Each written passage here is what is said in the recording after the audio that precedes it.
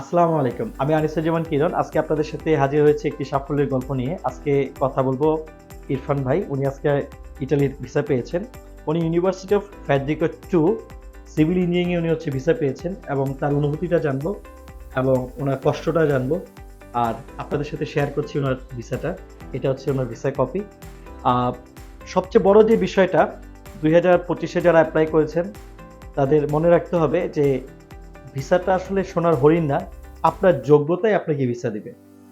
Italy এম্বাসিতে আপনারা যারা apply করেছেন, সানরাইজ এডুকেশনের পক্ষ থেকে আপনাদেরকে সকলকে স্বাগতম এবং ধন্যবাদ জানাই, শুভেচ্ছা জানাই।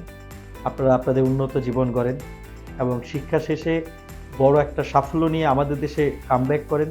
কারণ আমাদের একটা প্রচলিত নিয়ম চলে আসছে যে না আমরা ইটালিতে চলে যাব, ইটালিতেই থেকে যাব। আসলে এটা তো হলো না। আপনি আমাদের দেশের সম্পদ, দেশে থাকবেন। তো একটু কথা না বাড়িয়ে ইরফান ভাইয়ের সাথে কথা বলি। তো ইরফান ভাই যদি বলতেন আপনার ভিসার জার্নিটা কেমন ছিল? ভাই আমার জার্নিটা খুবই স্মুথ ছিল।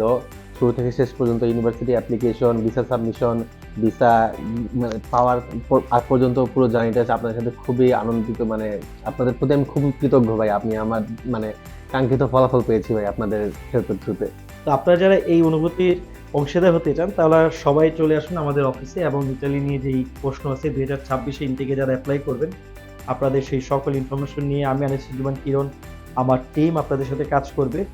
আর মনে রাখতে হবে আমরা সানরাইজ এডুকেশন কনসালটেন্ট শুধুমাত্র আপনাদের প্রসেস করে থাকি ভিসা দেওয়ার একমাত্র এম্বাসি। আমরা কখনোই আপনাদেরকে বলি না যে আমরা আপনাদেরকে শতভাগ ভিসা দিব অথবা আমরা আপনাদেরকে শতভাগ ভিসার নিশ্চয়তা দিব। এই কথা সানরাইজ এডুকেশন কনসালটেন্ট কখনোই বলে না। তো সবাই ভালো থাকবেন। আজকে এ পর্যন্তই।